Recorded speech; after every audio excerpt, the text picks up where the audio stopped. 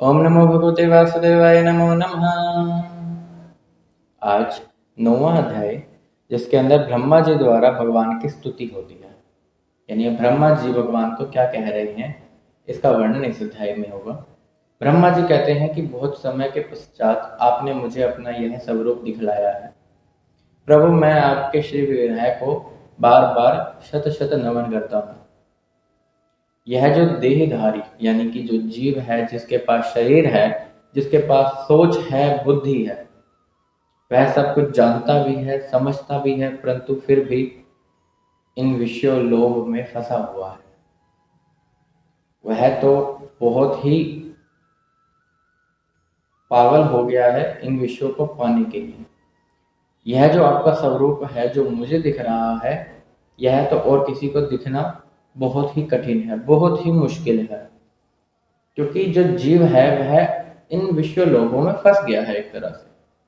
और वह इतना गहरा फंस गया है कि उसको यह भी पता है कि उसके सर पर मौत नाच रही है, फिर भी पता नहीं इस शरीर का कौन सा घमंड करके वह इन सुखों को भोगने में लगा हुआ है। सिर्फ एक ही सोच दृढ़ कर रखी है कि एक ही जीवन है, तो ऐशो आराम से बिताएं। लेकिन इसके विपरीत अगर सोचा जाए तो भगवान ही सब है, भगवान में ही सब मिला हुआ है। इस सृष्टि में जो जो हमें दिखता है वह सब सब सत्य नहीं है। जो भगवान को ही हर चीज में देखते हैं वह ही सही है। और इन छोटी छोटी चीजों के लिए अलग अलग कर्म करना भी गलत है। जैसे किसी चीज को पाने के लिए हम किसी भी कर्म को करने के लिए तैयार हो जाते हैं, फिर उस कर्म को कर तो लेते हैं, लेकिन भगवान ने ऋतुएं बनवाई हुई हैं, ये हम भूल जाते हैं। अब उन ऋतुओं में कोई बीमार हो रहा है, कोई नहीं हो रहा। हालांकि उसका शरीर भी वही है, उसका शरीर भी वही है, लेकिन एक को जुकाम, खांसी, बुखार, कफ ये सब है, लेकिन दूसरे को नहीं है। इसका रीजन यही है कि जो हम पाना चाहते हैं उसके लिए हम कर्म कर रहे हैं, और वो कर्म सही होना चाहिए, धर्म के अनुकूल होना चाहिए। यदि वह धर्म के अनुकूल नहीं है तो हमें फिर यह सब सहना पड़ता है। लेकिन बंदा कितने ही माड़े कर्म कर ले, उसके बाद उसका चाहे एक एक्सीडेंट हो जाए, उसे कर्मों के फल ही बोल सकते हैं। वो हॉस्पिटल में बैठा हुआ है, तब भी वह यही सोच रहा है कि मैं ठीक होने के बाद कौन से विषय और सुखों को अपने पास पालूं। तब भी उसे भगवान का चिंतन नहीं होता। तो यह जो देहधारी मनुष्य है, यह तो बावरा हुआ है भगवान की माया में। भला क्यों ना हो, क्योंकि भगवान की माया ही इतनी प्रबल है। एक व्यापारी जो व्यापार कर रहा है, वह दिन में सारा दिन यही सोचता रहता है कि मैं अपने व्यापार को किस प्रकार ऊपर लेके जाऊं।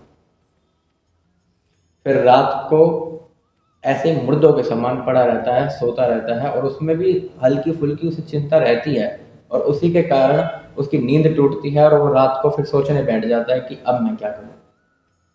इसी वजह से कईयों को तो नींद ही नहीं आती। भगवान का भजन करो, कीर्तन करो, फिर देखो कितनी आनंदमय नींद आती है, और किसी प्रकार की चिंता नहीं होती, मन खुश होता है, बुद्धि एकाग्र होती है। प्राण त्याग करते समय यदि भगवान की लीलाएं और गुणों का शुद्ध मन से स्मरण भी हो जाए, तो उनकी कृपा तो इतनी है कि तुम्हारे कई जन्मों के पाप जो हैं वो नष्ट हो जाएंगे, और तुम ब्रह्म पद को प्राप्त हो जाओगे। ऐसा भागवत जी में बताया गया है।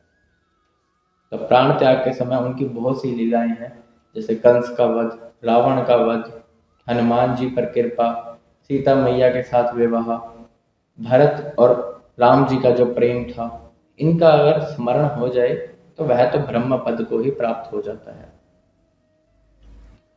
जो मनुष्य बिना किसी कामना के भगवान को चाहता है, अपने सारे कर्म भगवान को समर्पित कर देता है, फिर वो चाहे बुरे हैं चाहे अच्छे हैं, फिर उसका कभी नाश नहीं हो सकता।